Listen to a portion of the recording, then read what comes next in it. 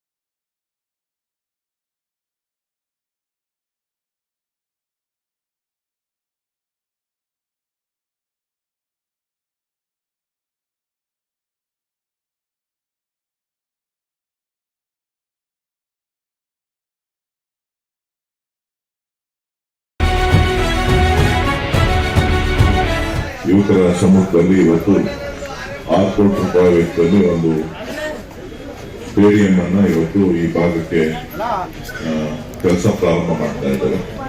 ಒಂದು ಪಾರ್ಕ್ ಕೂಡ ಮಾಡಬೇಕು ಅಂತ ಹೇಳಿ ಈಗಾಗಲೇ ಸ್ಥಳ ಗುರುತಿಸಿ ಅಲ್ಲಿ ಒಂದು ಲೇಕ್ ಡೆವಲಪ್ಮೆಂಟ್ ಅಥಾರಿಟಿಯಿಂದ ಅಲ್ಲೊಂದು 4 ಕೋಟಿ ರೂಪಾಯಿ ವೆಚ್ಚದಲ್ಲಿ ಒಂದು ಪಾರ್ಕ್ ಮಾಡಿ ಸಾರ್ವಜನಿಕರು ಓಡಾಡಲಿಕ್ಕೆ, ವಾಯುವಿಹಾರ ಮಾಡಲಿಕ್ಕೆ ಎಲ್ಲ ರೀತಿಯ ಮೂಲಭೂತ ಸೌಕರ್ಯಗಳನ್ನ ಕೊಡಬೇಕು ಅಂತ ತೀರ್ಮಾನ ಮಾಡಿದ್ದಾರೆ.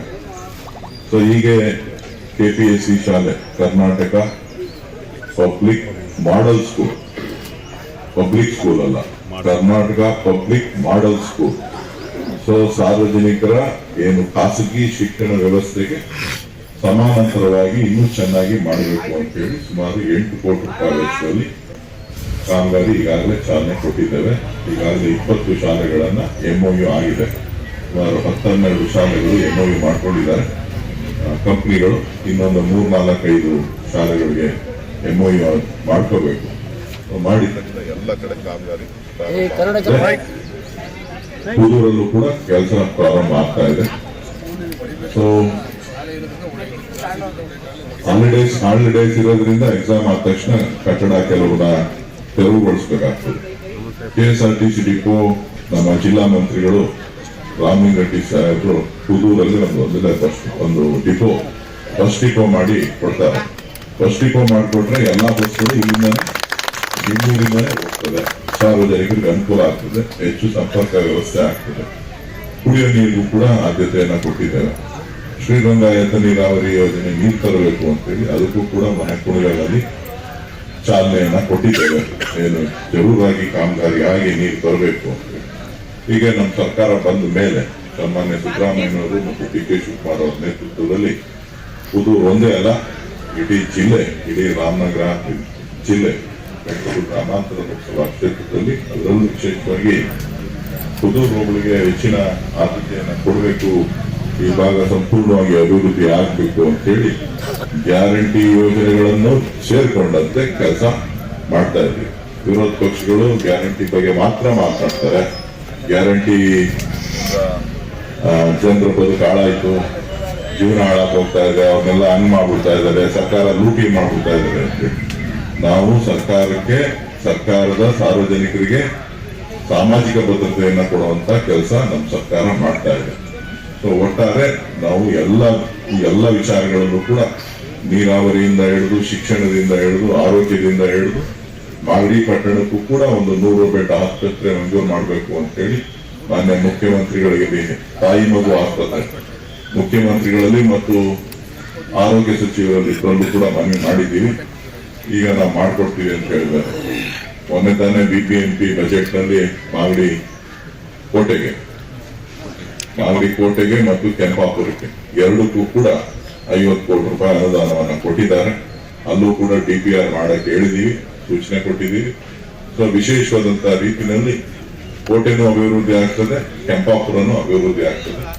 ಒಟ್ಟಾರೆ ನಾವೇನ್ ಮಾತು ಕೊಟ್ಟಿದ್ದೀವಿ ಆ ಮಾತನ್ನ ಈ ಸಾರ್ವಜನಿಕವಾಗಿ ಉಳಿಸ್ಕೊಳ್ಳುವಂತ ಪ್ರಯತ್ನ ಮಾಡ್ತೀವಿ. ತಮ್ಮ ಆಶೀರ್ವಾದ ಇರಲಿ ಅಂತೇಳಿ ಈ ಸಂದರ್ಭದಲ್ಲಿ ಒಂದೇ ಕೆಲಸ ಒಂದೇ ಸಾರಿ ಮಾಡೋಕ್ ಆಗುದಿಲ್ಲ. ಎಲ್ಲ ನೀವೆಲ್ಲ ಭಿನ್ನಾಭಿಪ್ರಾಯಗಳನ್ನ ಬಿಟ್ಬಿಟ್ಟು ಎಲ್ಲ ಒಗ್ಗಟ್ಟಾಗಿ ಮಾಡಿ ನಿಮ್ದೆಲ್ಲ ಏನ್ ಬೇಕೋ ಸರ್ವಿಸ್ ಮಾಡ್ತೀವಿ. ಏನಪ್ಪಾ? Thank you. ಎಲ್ಲರೂ ಒಳ್ಳೇದಾಗಿ. ಏನಿಲ್ಲ, ಇದು ಬಹು ದಿನಗಳ ಬೇಡಿಕೆ. ಇದು ನಮ್ಮ ಕುದೂರು ಪಟ್ಟಣದಲ್ಲಿ ಉತ್ತಮವಾದಂಥ ಒಂದು ಕ್ರೀಡಾಂಗಣ ಬೇಕು ಅಂತಕ್ಕಂಥದ್ದು ಈ ಭಾಗದ ಜನಗಳ ಬಹುದಿನಗಳ ಬಯಕೆ. ಭಾಳಷ್ಟು ಸಂದರ್ಭದಲ್ಲಿ ನಾವು ಆಶ್ವಾಸನೆಗಳನ್ನೆಲ್ಲ ಕೊಟ್ಟಿದ್ದೋ, ಹಿಂದೆ ಇದ್ದವರು ಕೊಟ್ಟಿದ್ರು, ನಾವು ಕೊಟ್ಟಿದ್ದೋ. ಈಗ ಲೋಕಸಭಾ ಸದಸ್ಯರ ಸಹಕಾರದಿಂದ ಇವತ್ತು ಈ ಒಂದು ಕ್ರೀಡಾಂಗಣವನ್ನು 6 ಕೋಟಿ ವೆಚ್ಚದಲ್ಲಿ ಅಭಿವೃದ್ಧಿ ಮಾಡ್ತಾ ಇದ್ದೀವಿ. ಇನ್ನೂ ಸಂಪೂರ್ಣವಾಗಿ ಅಭಿವೃದ್ಧಿ ಆಗಬೇಕಾದ್ರೆ ಇನ್ನೂ 1.5 ಕೋಟಿಯಷ್ಟು ಹಣ ಬೇಕಾಗ್ತದೆ. ಅದನ್ನು MP ಅವರು ಬೇರೆ ನಿಧಿಯಿಂದ ನಾನು ಬರ್ಸ್ಕೊಡ್ತೀನಿ, ನನ್ನ ನಿಧಿಯಿಂದ ಅಂತಕ್ಕಂಥ ಮಾತನ್ನು ಹೇಳಿದ್ದಾರೆ. ಉತ್ತಮವಾದಂಥ ಒಂದು ಕ್ರೀಡಾಂಗಣ ಈ ಒಂದು ಕುದೂರು ಟೌನ್ ಅವ್ರಿಗೆ ಸಮರ್ಪಣೆಯನ್ನು ಮಾಡ್ತಾ ಇದ್ದೀವಿ. ಸರ್, ಶಾಶ್ವತವಾದ ಕಾಮಗಾರಿಗಳನ್ನ ಮಾಡ್ತಾ ಇದ್ದೀರಾ. ಕುದೂರು ಬಸ್ ನಿಲ್ದಾಣದ ಹೈಟೆಕ್ ಬಸ್ ನಿಲ್ದಾಣ ಆಗಬೇಕು ಅನ್ನೋದು ಈ ಹಿಂದೆನೂ ಇತ್ತು.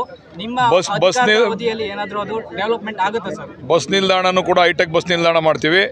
ಜೊತೆಗೆ ಒಂದು ಇಲ್ಲಿ ಡಿಪೋನು ಕೂಡ ಮಾಡ್ತಾ ಇದ್ದೀವಿ. ಬಸ್ ಸ್ಟ್ಯಾಂಡನ್ನು ಕೂಡ ದೊಡ್ಡದಾದ ಬಸ್ ಸ್ಟ್ಯಾಂಡನ್ನು ಕೂಡ ಅಲ್ಲಿ ಶಿಫ್ಟ್ ಮಾಡ್ತಾ ಇದ್ದೀವಿ. ಅಂದರೆ ಈ ಬಸ್ ಸ್ಟ್ಯಾಂಡ್ ಇದ್ದೇ ಇರ್ತದೆ, ಬೇರೆ ಕಡೆ ಇನ್ನೊಂದು ಬಸ್ ಸ್ಟ್ಯಾಂಡನ್ನು ಕೂಡ ನಿರ್ಮಾಣ ಮಾಡ್ತೀವಿ. ನಾವೇನು ಮಾತು ಕೊಟ್ಟಿದ್ದೀವಿ, ಗ್ಯಾರಂಟಿ ಜೊತೆಗೆ ಅಭಿವೃದ್ಧಿಯನ್ನು ಮಾಡಬೇಕು ಅಂತ ಮಾತು ಕೊಟ್ಟಿದ್ದೀವಿ, ಅದನ್ನು ಕೂಡ ಮಾಡ್ತೇವೆ. ನಾನು ಒಂದು ಮನವಿಯನ್ನು ಸಾರ್ವಜನಿಕರಲ್ಲಿ ಮಾಡ್ಕೊಳ್ತಕ್ಕಂಥದ್ದು, ಕ್ರಿಯಾಶೀಲ ಲೋಕಸಭಾ ಸದಸ್ಯರಿಗೆ ಈ ಬಾರಿ ನೀವು ಆಶೀರ್ವಾದ ಮಾಡಿ. ಗೆಯ್ಯೋ ಎತ್ತುಗಳಿಗೆ ಹುಲ್ಲಾಕಿ, ಕಳ್ಳೆತ್ತುಗಳಿಗೆ ಹುಲ್ಲಾಕಬೇಡಿ. ಯಾವ್ಯಾವ ಬರ್ತವೆ ಈಗ ಕಳ್ಳೆತ್ತುಗಳೆಲ್ಲ ಮೇಯ್ಕೊ ಹೊಂಟೋಯ್ತವೆ. ಅದಕ್ಕೆ ಯಾರು ಕಷ್ಟಪಡ್ತಾರೆ, ಯಾರು ಕೆಲಸ ಮಾಡ್ತಾರೆ, ಅಭಿವೃದ್ಧಿಯನ್ನು ಯಾರು ಮಾಡ್ತಾರೆ ಅವ್ರಿಗೆ ಓಟ್ ಹಾಕಿ ಅಂತ ಈ ಸಂದರ್ಭದಲ್ಲಿ ನಾನು ನಮ್ಮ ಕುದೂರು ಹೋಬಳಿಯ ಮತ್ತು ಸಾರ್ವಜನಿಕರಲ್ಲಿ ಮನವಿ ಮಾಡ್ತೀನಿ. ಸರ್, ತಾವು ಆಂಬುಲೆನ್ಸ್ನ ಬಿಡುಗಡೆ ಮಾಡಿದ್ರೆ, ಉದ್ಘಾಟನೆ ಮಾಡಿದ್ರೆ, ಬಟ್ ಅದು ಕರ್ತವ್ಯ ನಿರ್ವಹಿಸ್ತಾ ಇಲ್ಲ ಅನ್ನೋದು ಸಾರ್ವಜನಿಕರ ಒಂದು ಅದು ಸರಿಯಾದ ರೀತಿಯಲ್ಲಿ ಇರಲಿಲ್ಲ. ಅದನ್ನು ಸರಿಯಾಗಿ ಸಂಪೂರ್ಣವಾಗಿ ರಿಪೇರಿ ಮಾಡಿಸ್ಬೇಕು ಅಂತ ಹೇಳಿ ಬಿಟ್ಟಿದ್ದೀವಿ. ಇನ್ನೇನು ಕೆಲವೇ ದಿವಸಗಳಲ್ಲಿ ಅದಕ್ಕೆ ಚಾಲನೆ ಕೊಡ್ತೀವಿ. ಅದನ್ನು ಸಂಪೂರ್ಣವಾಗಿ ಅದು ಸರಿಯಾದ ರೀತಿ ಹಳೆ ಆಂಬುಲೆನ್ಸ್ನ ಕಳಿಸ್ಬಿಟ್ಟಿದ್ರು, ಅದಕ್ಕೆ ಅದನ್ನು ಸಂಪೂರ್ಣವಾಗಿ ರಿಪೇರಿ ಮಾಡಿಸಿ ಕಳಿಸಿ ಅಂತಕ್ಕಂಥ ಮಾತನ್ನು ಹೇಳಿದ್ದೀವಿ. ಇನ್ನೊಂದು 8-10 ದಿವಸದಲ್ಲಿ ಅದನ್ನು ಕೂಡ ಮಾಡ್ತೀವಿ.